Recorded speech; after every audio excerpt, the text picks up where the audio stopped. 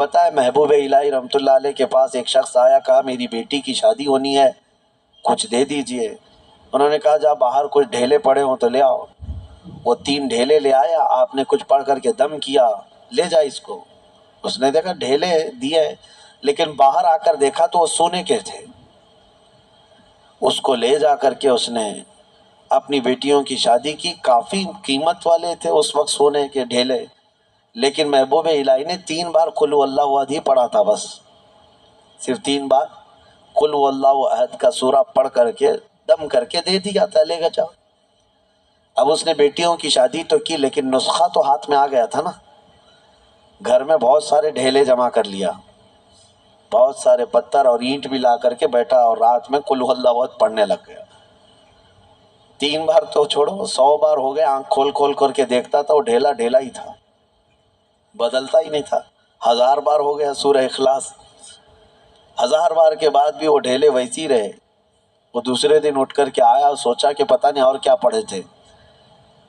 پوچھا محبوب الہی سے کہ آپ کیا پڑھ کر کے مجھے دیے تھے؟ کہا 3 بار قل هو اللہ احد کا سورہ پڑھ کے دیا تھا۔ کہا میں 1000 بار پڑھا، ابھی بھی ڈھیلا ہی ڈھیلا ہی ہے۔ تب آپ نے فرمایا تھا تیری زبان اور ہے، میری زبان اور ہے۔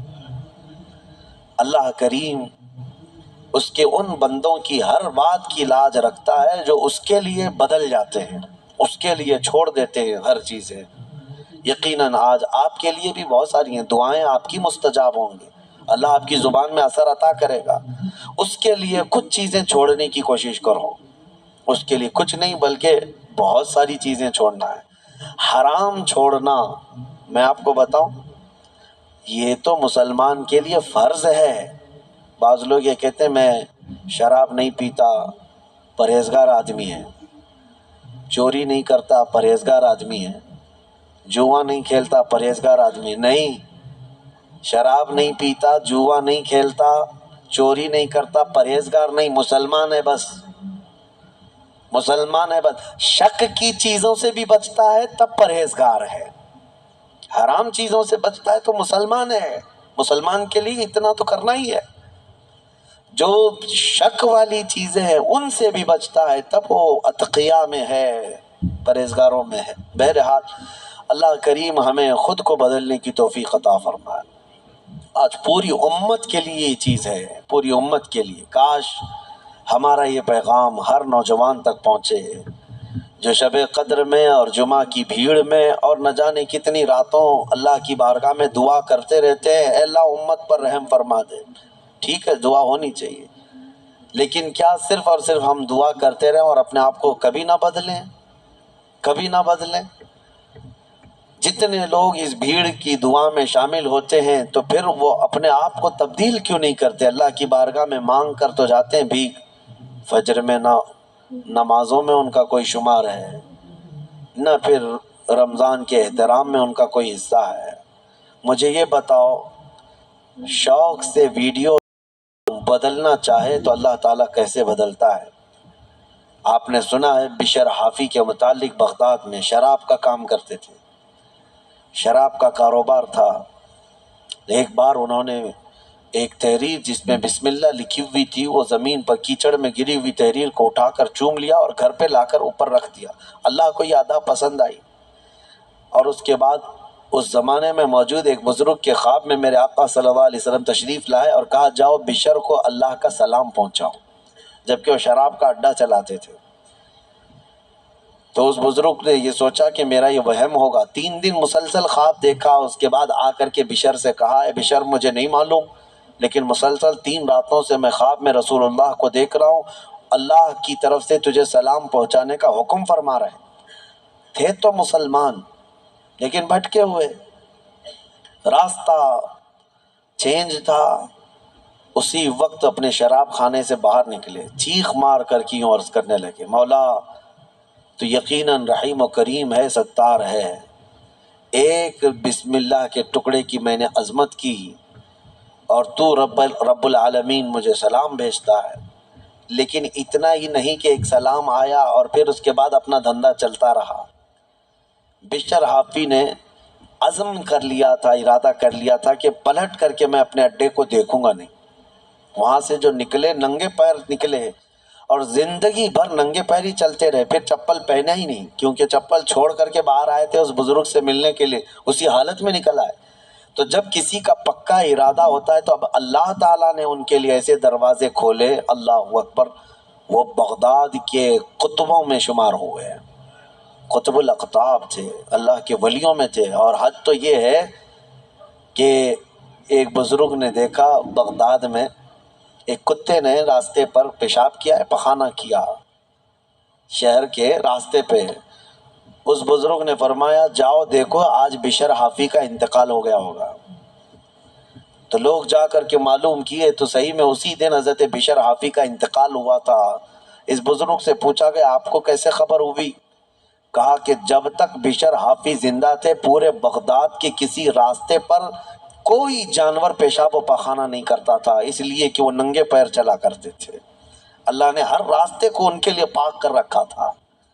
یہ ہے رحمت الہی، جب بدلنا چاہے بندہ مولا اس کے پیروں کو بھی چلنے کے لیے پاک راستے عطا کرتا ہے۔ میرے عزیزو، اسی لیے اعلیٰ حضرت نے ترجمہ بھی کیا کیا، اہدنا الصراط المستقیم کا، کہ اللہ تو سیدھا راستہ دکھا نہیں، چلا، کیونکہ اب میں چلنے کی کوشش کر رہا ہوں، میں آ گیا ہوں، نماز میں آیا ہوں، یہ سیدھا راستہ ہی تو ہے، لیکن اب آگے اے مولا تو چلا۔ جس کی بھی یہ دعا قبول ہوئی مولا کریم اس کو آخری سانس تک ہدایت پر رکھے گا، چلائے گا۔ لیکن میرے عزیزو بنیاد یہی ہے، قرآن کی یہ آیت ہمیں بتاتی ہے تمہاری طرف سے شروعات ہو، پھر اللہ کریم کی طرف سے رحمتیں کھل جائیں گی۔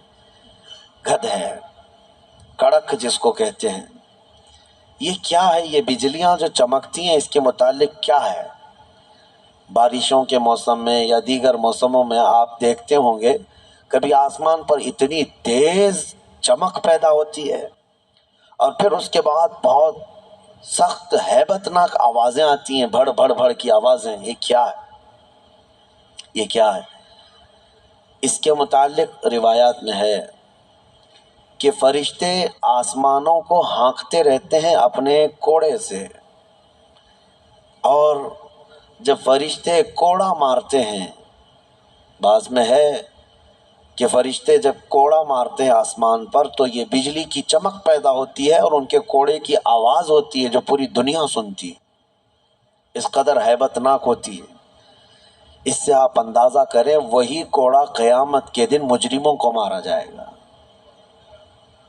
آسمان کو جب مارا جاتا ہے تو اتنی تیز روشنی پیدا ہوتی ہے، اور اگر اس سے آگ گر جائے تو نیچے جہاں گرے وہ سب جل کر خاک ہو جائے، اور آواز اتنی خطرناک کہ پورا علاقہ سن لیتا ہے۔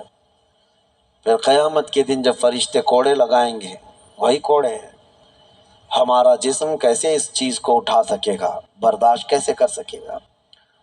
بہرحال ایک آیت ہے اس میں سورہ رعد میں، اس کی تلاوت کرنی چاہیے جب بھی بجلیاں گرجتی ہیں۔ وَيُسَبِّحُ الرَّعْدُ بِحَمْدِهِ وَالْمَلَائِكَةُ مِنْ خِيفَتِهِ وَيُرْسِلُ الصَّوَاعِقَ فَيُصِيبُ بِهَا مَنْ يَشَاءُ وَهُمْ يُجَادِلُونَ فِي اللَّهِ وَهُوَ شَدِيدُ الْمِحَالِ۔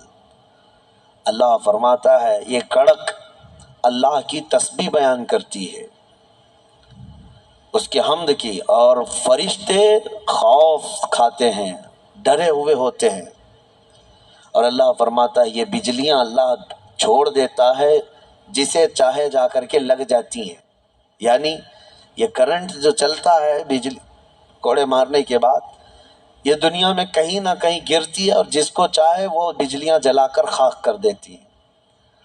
اللہ تبارک و تعالیٰ نے اس کا ذکر اس سورے میں بیان فرمایا۔ اسی سورے میں ایک آیت ہے، اللہ فرماتا ہے ان اللہ لا یغیر ما بقوم حتی یغیروا ما بانفسہم، بے شک اللہ تعالیٰ اس وقت تک کسی قوم کی حالت نہیں بدلتا جب تک وہ قوم خود اپنی حالت بدلنے کی فکر نہ کرے۔ قوت فکر و عمل پہلے فنا ہوتی ہے جب کسی قوم کی شوکت پہ زوال آتا ہے۔ سچ کہا ہے، سوچنے سمجھنے اور بدلنے کی طاقت جب ختم ہو جاتی ہے آدمی کی تب وہ زوال پذیر ہوتا ہے، گرنے لگتا ہے۔ جس کو یہ فکر ہے کہ مجھے بدلنا ہے، اللہ تعالیٰ کی طرف سے اس کے لیے دروازے اور کھولے جاتے ہیں۔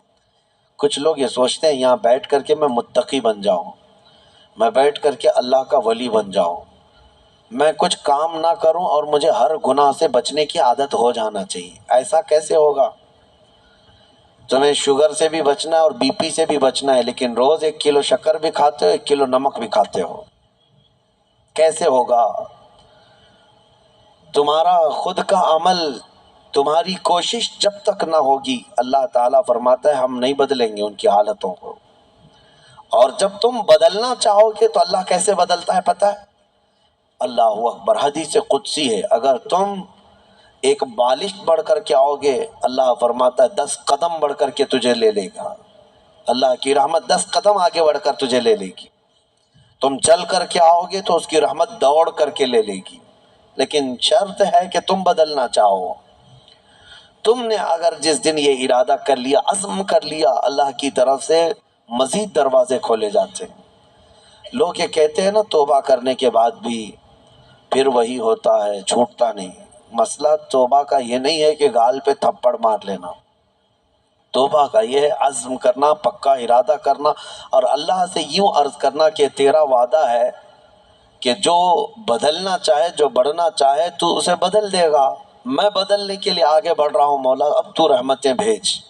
پھر دیکھو کیسے نہیں بدلتے، اللہ تمہیں توبہ پر دوام عطا کرے گا، پھر کبھی بھی قدم پھسلے گا اللہ تمہارے لیے مدد نازل فرمائے گا۔ زندگی ہے، آخری سانس تک کچھ نہ کچھ خطائیں ہوتی رہتی ہیں، قدم جب بھی پھسلے گا لیکن مولا تمہیں توبہ کی توفیق ضرور عطا کرے گا۔ اسی لیے کوشش پہلے خود کے بڑھنے کی ہو، خود کے بدلنے کی ہو۔ ایک بات یاد رکھیں، ہمارے معاشرے میں اچانک کوئی ہوا نہیں آئے گی جو سب کو پرہیزگار بنا کے چلی جائے گی۔ ہمارے محلے میں کبھی ایسی بارش نہیں ہو جائے گی کہ اس بارش میں جتنے بھیگ جائیں گے سب اللہ کے ولی بن جائیں گے، نہیں، پرٹیکولر ہر ایک کو بدلنے کی